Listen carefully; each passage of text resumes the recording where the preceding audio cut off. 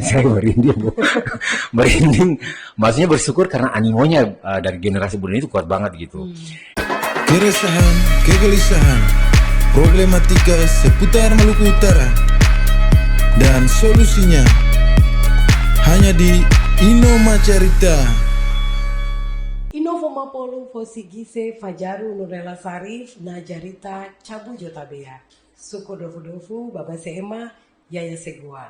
Kembali lagi bersama saya Nurlela Sarif dalam Inoma Carita. Mari torang bacarita tentang keresahan, kegelisahan, dan tentu saja seputar torang di daerah Maluku Utara. Seperti biasa dalam Inoma Carita torang selalu kedatangan torang petamu yang sekali lagi suku dofu-dofu semua hadir di sini. Saya mau sapa dulu.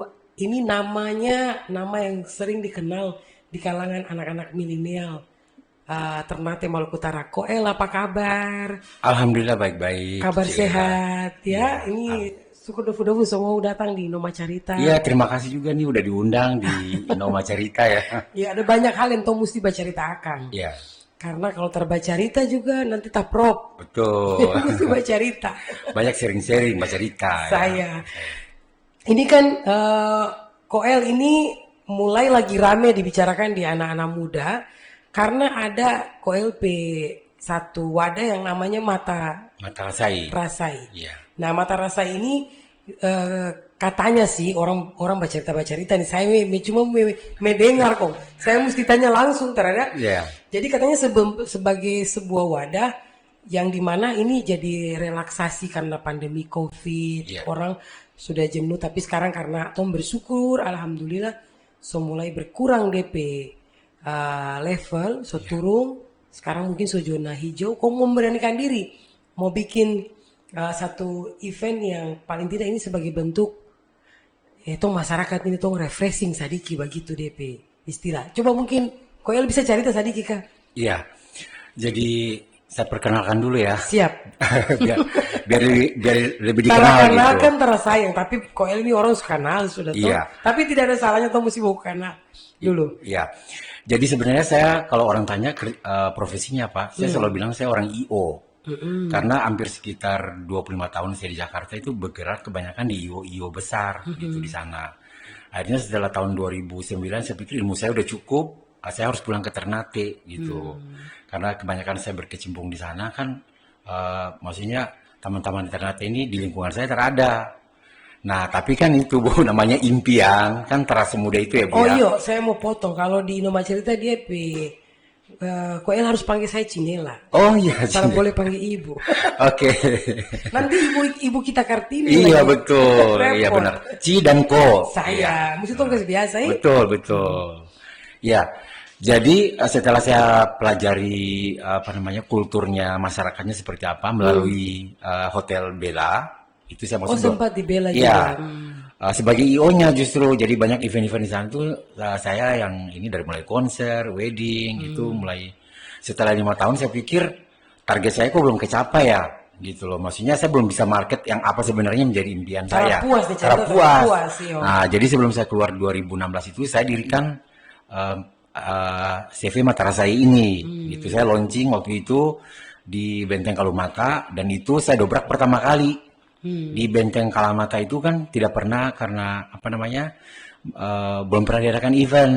Cuma saya yakinkan bahwa ini bisa dilaksanakan dan itu saya launching di sana gitu.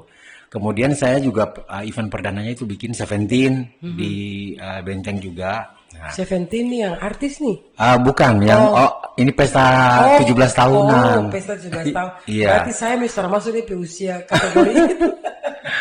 Iya, jadi memang target saya dulu itu ya namanya kan orang tua. Saya udah orang bilang udah usia di atas di usia 50. Jadi kalau saya mau DP semangat masih Seventeen nih. iya, karena itu Bu impian saya belum terwujud, makanya orang bilang tidur taruh sono gitu sebelum. Nah, jadi target saya memang yang akan menjalankan itu justru generasi mudanya gitu. Jadi saya cuma memikirkan ini yang harus digali gitu. Nah setelah berjalan juga terasa muda itu Bu, lama saya Cinela. Aduh, sudah terbiasa panggil ibu-ibu sebagai anggota dewan, jadi mau balik lagi. Ini itu. kita tidak masuk ke ruang sih. Iya, iya. Iya. Ya, akhirnya apa namanya sempat vakum tuh Bu lama gitu. Sampai saya sekolahin anak saya dulu. Anak yang pertama saya sekolahin khusus untuk komunikasi karena saya berpikirnya gini. Saya waktu itu terhambat juga ruang komunikasi itu agak sulit di saya gitu. Jadi saya perlu generasi yang benar-benar sebagai PR-nya saya gitu membangun semua pihak gitu. Makanya syukur alhamdulillah saya tadinya berpikir COVID ini apa sih jadi bikin kita pusing. Justru karena kita tadinya mungkin terima segala hal terjadi, pusing segala macam-macam di rumah aja. Ternyata malah saya berpikir, oh ini sebenarnya kesempatan kita untuk relaksasi diri sebenarnya. Alam itu sedang berubah. Karena tadinya kan kita kerja cari duit dunia sana sini, sehingga kita nggak pernah berpikir ada hal-hal di diri kita yang kita nggak gali lagi gitu. Akhirnya saya berpikir apa ya, udah setahun 2019 masuk lagi ini. Lagi. Iya lama sekali. Orang suka stew Iya, akhirnya anak saya kan kuliah di Jakarta itu belum selesai. Saya bilang kakak pulang aja deh, kayaknya ini ada harus sesuatu yang harus kita bangun gitu. Jadi dia juga mau pulang, akhirnya udah kita buat gitu. Nah, setelah buat juga nggak semudah itu Bu. Awalnya saya targetnya tuh pameran kuliner gitu, karena saya ngeliat Ternate ini kan punya kuliner yang enak-enak. Pokoknya tolong kalau merantau jauh, kalau pulang ke sini tuh kayak tuh dapat harta karun gitu. Makan misalnya DP apang, DP roti coe gitu. Jadi saya pikir saya mau ngangkat gitu, Ternyata juga nggak semudah masuklah PPKM gitu. Rubah konsep lagi. Yang tadinya apa namanya sebelum PPKM itu sponsor saya udah ada gitu. Jadi saya udah tenang-tenang mau bikin di Benteng Orange tuh. Nah, akhirnya kan PPKM masuk, udah. Saya udah mulai waduh kayaknya niat saya kok nggak jadi gaji melulu, terkendala ini tuh. Akhirnya, tadi menarik tadi tuh soal EDP konsep relaksasi diri ya. Iya. Nah jadi dong kok lihat nih bahwa memang perlu ada sebuah suguhan untuk tompe masyarakat, tapi masih dengan standar dan protokol-protokol kesehatan yang diterapkan. Tapi paling tidak sebenarnya apa sih yang bisa kasih pemikiran Koel yang muncul terus mau orang butuh relaksasi diri yang tadi Koel bilang di awal. Iya, jadi saya mengamati kebutuhan manusia nih. Setelah orang di rumah, terutama dari diri saya pikir ketika saya membutuhkan itu, kebanyakan orang di sana juga membutuhkan sama seperti yang saya butuhkan gitu. Jadi setelah otak kita refresh, setelah mau bikin apa, nah saya berpikir mengembalikan ke unsur budaya itu paling penting saat ini gitu. Kan orang di rumah pikirannya lagi jernih, karena tahu mau bikin apa sebelum sibuk, saya masukkan. Biar orang itu ada gambaran terbuka gitu, biar melek lagi terhadap budaya-budaya yang udah leluhur kita udah bangun ratusan tahun yang lalu gitu. Nah ini menarik nih soal budaya tadi. Iya. Saya lihat di DP event yang Mata Rasa ini festival Sulamadaha. Nah, bicara apa di Sulamadaha? Iya, jadi sama Bu, karena udah banyak sekali waktu saya berenang di hall, liburan di hall kan udah sepi tuh. Suka berenang lagi. Suka bertobo, tapi kebanyakan mungkin 2 tahun kesini saya sering ke Jiko. Cuma karena udah terlalu crowded, saya kembali dulu tuh saya sering ke hall. Nah waktu saya ke hall itu, hallnya yang di Sulamadaha, Sulamadaha yang di ujung sana itu yang jalan ke sana, kok sepi gitu. Cuma hall sekarang sepi. Dulu sebelum saya masuk, nah terus kemudian saya posting dan akhirnya dari minggu ke minggu itu kan orang mulai berdatangan lagi ke sana gitu.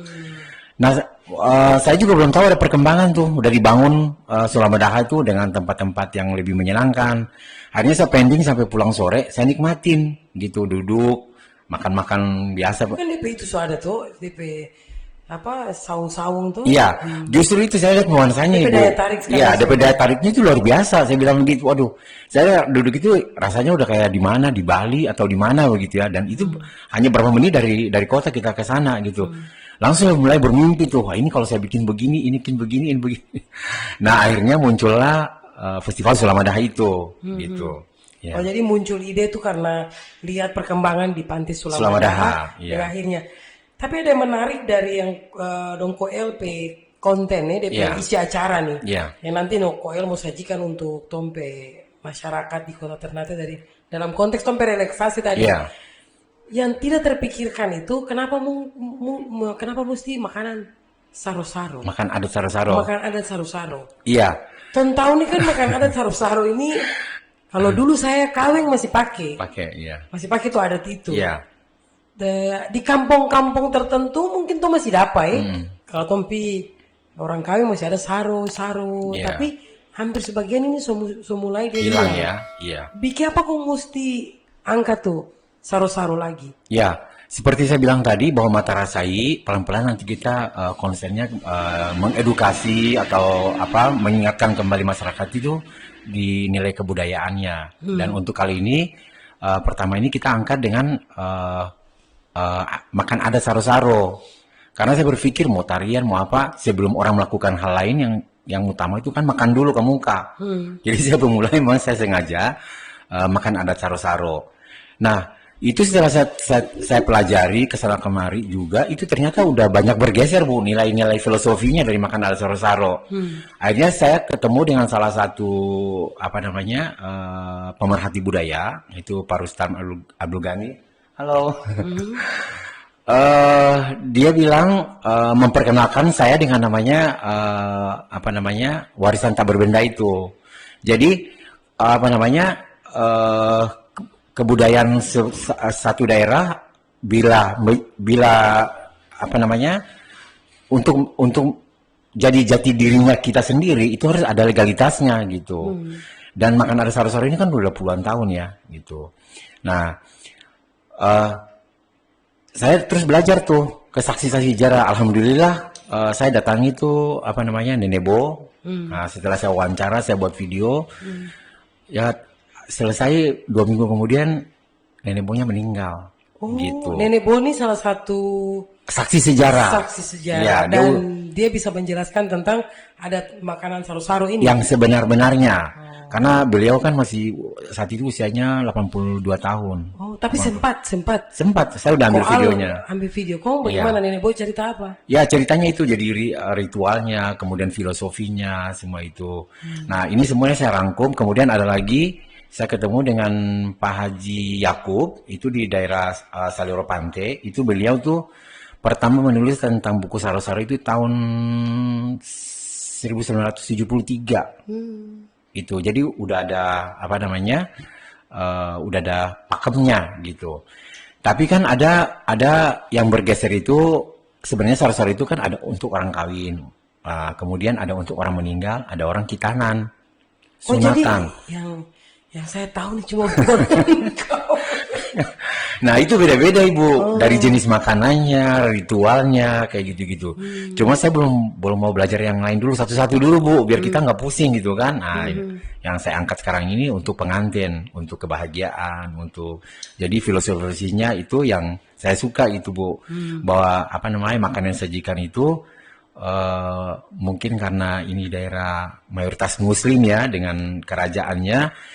Jadi filosofinya banyak justru tentang kehidupan orang Islam sebenarnya, gitu. Nanti bagaimana DP cara menyajikan di acara ini?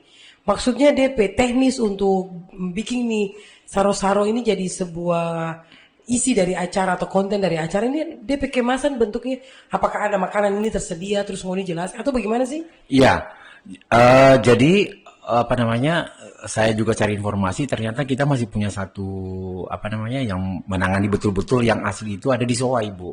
Itu hanya satu. Masih ada sampai sekarang? Ya, masih ada. Nanti dia dihadirkan juga? Iya, nanti dia Siapa dihadirkan. itu? Saya lupa. Oh, tapi masih ada Masih orangnya. ada, iya. Oh, rencana nanti dihadirkan. Iya, rencana dihadirkan. Nah, itu nanti narasinya udah kita buat juga udah di maksudnya berdasarkan dari saksi-saksi itu. Kemudian saya rencana itu mau pembacaan narasinya itu ada bahasa daerah, bahasa Indonesia, dan di bawahnya itu mungkin di videonya saya pakai bahasa Inggris Bu, gitu. Kayak Memang gitu. sudah saatnya untuk bisa Iya. promosi tompe. Kan tujuannya itu toh, Iya. untuk promosi torempe Betul. kebudayaan.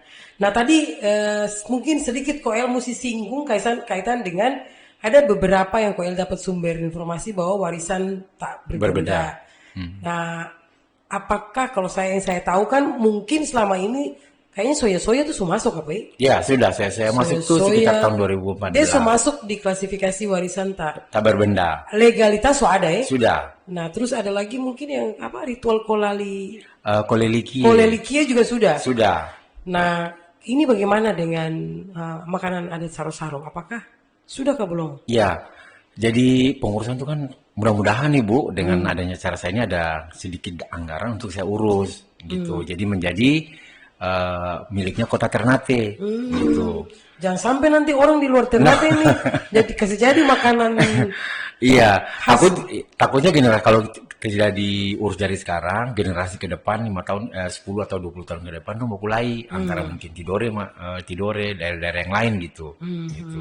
Jadi harusnya dipatenkan. Harusnya dipatenkan. Menurut KL begitu ya. Iya. Dan ini harus diawali. Iya. Dan harapannya KL mulai dari event festival Sulamadaha ini. Iya. Saya mau tanya sedikit, ini kan bicara event organizer ini kadang-kadang untuk tompe daerah ini, apakah ini sebuah industri yang menjanjikan atau sulit untuk orang-orang masih menghargai ini industri event organizer? Selaku yang berkecimpung di bidang ini, maksudnya ini potensi untuk tompe daerah kaitan dengan usaha di bidang bikin-bikin acara atau event organizer ini? Iya. Peluangnya bagus sekali Bu sebenarnya gitu, asal kita punya kemampuan untuk memberikan biar kita dipercaya gitu Bu. Kita harus mampu memberikan jasa, memberikan sebuah terobosan ke klien yang kita tuju gitu. Karena memang tidak gampang Ibu. IO untuk berdiri di sini itu tidak gampang gitu. Karena kalau misalkan dari sponsor swasta, ini kan kebanyakan Ternate itu kan agent ya Bu. Jadi kita kalau misalkan sebuah acara itu prosesnya panjang, harus ke kantor pusat dulu, baru ke bagian timur, baru ke sini. Tapi kalau kita orang berpikir maka kan terjadi Bu, gitu. Yang paling benar menurut saya kolaborasi Bu, gitu. Jadi kita datangin orang per orang nanti, dan saya bersyukur di Ternate ini kita nggak sulit Bu. Mau ketemu pejabat, mau ketemu anggota dewan, mau ketemu siapapun pengusaha itu. Yang penting kita dengan sabar untuk buat ada waktu baca cerita, mereka mau kok mendukung Bu. Gitu. Iya, jadi berarti KL bilang ini cukup potensial. Ya. Buat anak-anak muda juga cukup potensial. Ya. Nah, terlama lagi event ini akan berlangsung, mungkin KL bisa bilang sebenarnya anak-anak muda sampai generasi sekarang ataupun sampai pemerintah, ini bagaimana kepedulian terhadap torang unsur budaya yang mau dibilang nanti banyak mulai hilang, padahal kantong di Ternate ini adalah kota budaya juga ya. Adat satu orang yang lebih banyak. Jadi bagaimana supaya tompe unsur-unsur kebudayaan ini masih terus tong lestarikan. Ya, jadi saya dengan event perdana ini, saya sebenarnya banyak riset Bu, dan saya terkaget-kaget dengan animonya ya Ibu gitu. Untuk terlalu usah ke generasi yang lain, ke anak saya yang masuk generasi milenial gitu. Untuk meyakinkan mereka untuk kerjaan budaya itu sulit banget Bu. Sulit karena mereka berpikir nggak laku, ribet, nanti begini, nanti kaku, susah dijual begini-begini gitu. Tapi saya tetap kekeh bahwa justru kalau kita concern ke budaya, maka kamu tuh tidak akan pernah pudar gitu. Karena budaya itu mau dijual kapanpun akan dia tetap ada gitu. Kalau misalkan kamu cari sesuatu yang modern, dia cuma timing. Ketika dia lagi viral, ya udah, setelah itu selesai gitu. Tapi kalau kamu bicara budaya, kapanpun tetap akan didukung dan dicari orang gitu. Orang mau ada apa sih sebenarnya gitu. Akhirnya saya coba bilang, coba buat Instagramnya, dia bilang gitu. Ketemu si ini posting. Saya kaget juga dalam waktu 3 bulan followernya tuh naik hampir 1.300 dalam 3 bulan. Artinya kan karena bicara budaya saja. Karena bicara budaya. Kemudian saya bilang lagi, coba kamu rekrut krunya, staff-staff yang ingin kerja sama dengan kita itu melalui volunteer. Jadi siapapun yang ingin ada budayanya datang ke kamar itu berkumpul baca cerita. Setelah dibuka melalui media sosial, volunteernya banyak sekali yang datang mau daftar, mau ikutan. Oh, jadi sebenarnya ternyata anak-anak muda ini dong suka. Cuma tidak ada wadahnya gitu. Tidak ada wadahnya yang ayo mari tong dulu baca cerita atau bikin sesuatu gitu. Nah, setelah saya berkumpul baca cerita dengan orang, ternyata mereka punya satu cerita yang sama. Apa gitu. itu? Jadi biasanya kalau orang tua seusia saya 50 tahun, kita membangun baca cerita dalam rumah itu selalu ini dulu tuh papa tuh begini, dulu papa tuh begini, mama tuh dulu begini, orang ternate dulu begini. Jadi mereka framingnya di otaknya itu sebenarnya udah ada. Nah, untuk mau dikemas, jadi ketika saya rangkul dan ini mau dibangun, dia bilang dorong semangat sekali gitu, karena di diri mereka tuh udah ada gitu. Saya merinding, Bu. Merinding, maksudnya bersyukur karena animonya dari generasi muda itu kuat banget gitu. Yang saya terkaget-kaget lagi, ini bukan anak-anak Klaus salah ya, Bu. Ternyata anak generasi itu saya terperanjat sendiri bahwa mereka datang ke saya itu masing-masing mereka tuh udah punya usaha sendiri-sendiri. Jadi kayak influencer gitu, Bu. Ada yang usaha minuman, ada yang kopi, ada yang jual pupuk, ada yang air galon, macam-macam. Jadi saya punya kurang lebih sekitar 20 itu mereka punya usaha semua. Dorong sendiri yang tertarik. Dorong sendiri yang datang ke saya tertarik mau bergabung, gitu. Karena bicara budaya. Karena bicara budaya dan kuliner, gitu. Mereka tuh kayak ada kesadaran, ayo ini udah saatnya kita keluar untuk tujuan mereka sih yang buat saya speechless itu gini, Bu. Dorang ingin orang tua mereka mereka berjuang dari sekarang untuk 5 tahun 10 di depan orang tua mereka nggak kerja lagi. Biar jadi ini ya. Tujuannya untuk mereka, yaudah deh, kamu kan udah ngerawat aku dari kecil, usia 50 sampai 55, kamu dampingi saya. 55 ke sana, kamu tuh nggak usah kerja. Sama dengan ketika kamu ngerawat saya kecil. Punya pikiran begitu. Iya, jadi saya bilang wow. Yang tadinya kita mikir cuma nongkrong ke kafe-kafe baca cerita apa sih sebenarnya. Setelah saya setiap hari duduk sama mereka, saya gali dari satu ke satu, ternyata itu luar biasa loh. Dan saya pikir itu talenta dan itu kebanyakan itu karakter nenek moyang kita tuh udah seperti itu, Bu. Suka baca cerita gitu, kayak sama seperti saya, Bu. Kayak sekarang nih tuh lagi baca cerita. Iya. Jadi misalkan proses makan nih. Ketika orang angkat kaki kan pasti orang itu kan togor, tak boleh begitu. Nanti ini begini. Ternyata yang orang baca cerita yang sambil lalu, itu justru terekam di memori mereka gitu, Bu. Dan mereka bilang ini sebenarnya bisa kita jual, gitu. Seperti jadi budaya dari kehidupan orang hari-hari, dari versi mereka itu ketika mereka kumpul bikin satu temuan gitu, itu bisa dijual. Contohnya kalau di internasional tuh tata cara makan di meja makan tuh kan, yang di internasional tuh kan table manner ya, Bu ya. Itu John Robert Power tuh. Kalau di Indonesia pas Sandiaga Uno Mama yang dirikan itu.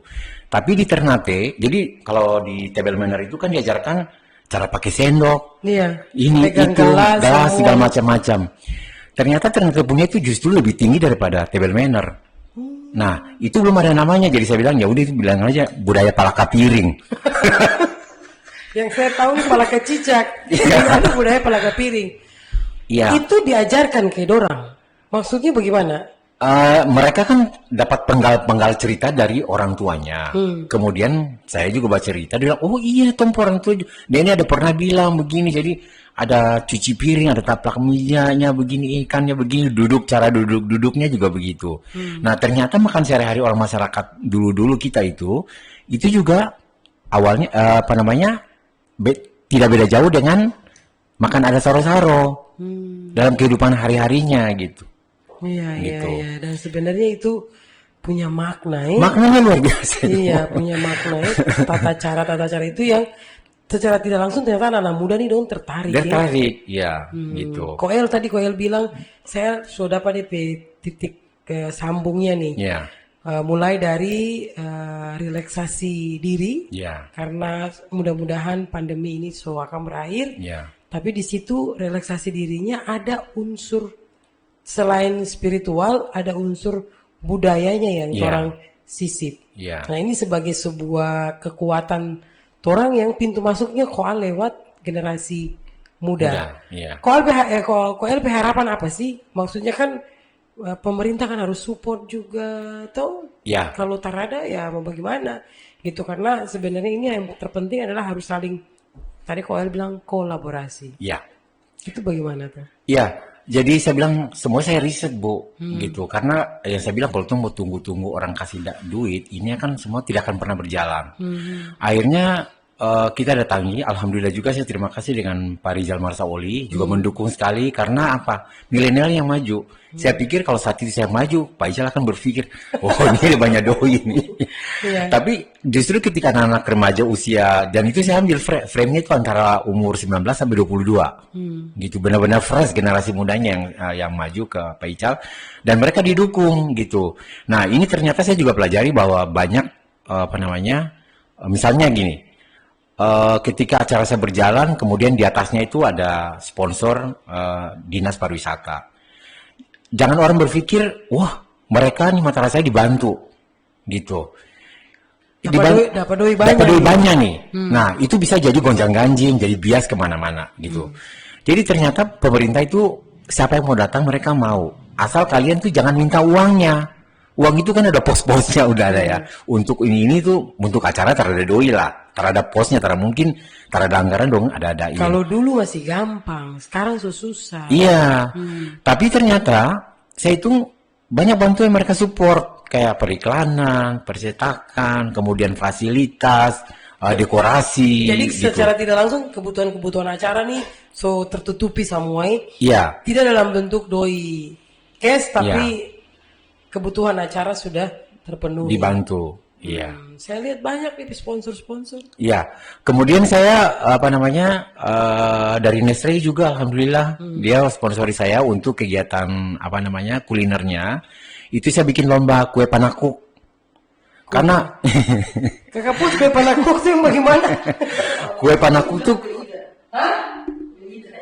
Oh, kue lidah. bukan kue ini yang hijau-hijau pakai unti itu. Lenggang-lenggang. Oh. Beda. Parah. Itu kau bikin lomba itu. Iya, ternyata ini kan sebenarnya dia penikmat Jadi dia pastry. konten tentang kuliner pun itu tradisional semua ya. Iya, taruh semua tapi saya angkat sesuatu Ibu. Kalau mau semua ini kan pasti budgetnya besar ya, gitu. Oh, ada beberapa yang dipilih. Iya, saya Tadi pilih. panakuk satu. Panakuk. Terus? Kemudian saya bikin permainan, tapi saya persembahkan untuk masyarakat Sulamadaha sendiri. Itu saya bikin traditional game. Jadi permainan-permainan dulu-dulu lah. Nanti masyarakatnya mau ikut, itu saya lombakan. Cenge-cenge. Cenge-cenge. Kemudian apa tuh namanya? Goro. Iya. Masih ingat Goro kan ada? Kayak gitu Bu, ada permainan rakyatnya, tapi berbentuk games. Oke, Gitu. target terakhir Koel dengan adanya kegiatan Festival Pantai Sulamadaha ini, apa yang Koel ingin harapkan? Ya, harapannya sih otomatis diterima dengan baik oleh masyarakat karena kita udah bekerja keras, udah mempersiapkan ini dari bulan Juni kalau nggak salah. Kapan DP acara nih? Acaranya itu bulan Oktober. Tanggal? Kayaknya bertepatan dengan STQ, jadi kita mundur setelah selesai STQ baru Berarti di minggu ketiga minggu Oktober. keempat. Minggu keempat. Ya. Jangan lupa Festival Sulamadaha 2021 di minggu keempat bulan Oktober. bulan Oktober. Beli Iya. tiket. Ada jual tiket ya? Iya Ibu. Nah itu, saya kemarin tanyain sempat diwawancara salah satu stasiun radio, ditanya, kenapa sih harus jual tiket gitu? Nah ini yang saya bilang bahwa memang saya jual awalnya itu 100.000. 100.000 itu saya cashbacknya 50.000 ke mereka. Jadi misalkan Ibu Lela beli saya tiket 100.000, 50.000 Ibu bisa tukarkan belanja. Oh, untuk pelaku usaha di situ. Pelaku usaha di sana, artinya kan saya membantu. Betul. Kalau misalkan saya hanya jual tiket 35.000, orang datang kan belum tentu. Takutnya mereka udah datang udah bawa makanan. Akhirnya orang-orang yang berjual di sana kan terdapat itu. Oke, jadi bisa langsung dapat produk ya, Iya. yang ada di situ. Yang ada di situ. Baik, ini kolaborasi yang luar biasa. Koel, terima kasih sekali. Mata rasai sukses. Amin, amin. Suku dofu-dofu. Iya. Koel so mau bacarita dan torang di Inoma Cerita. Dan mudah-mudahan Inoma Cerita juga ikut nebeng ya. Iya.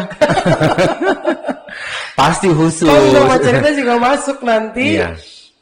Ton doa mudah-mudahan berjalan lancar dan di minggu keempat Oktober Iya. bisa diselenggarakan sukses Amin, amin. untuk acaranya, dan ini menjadi awal mula acara konsep kebudayaan yang Tom berharap ada keberlanjutan. Ya. Sekali lagi, Suku Dofu Dofu, saya Nurlela Sarif di Inoma Carita. Sampai baku dapa lagi.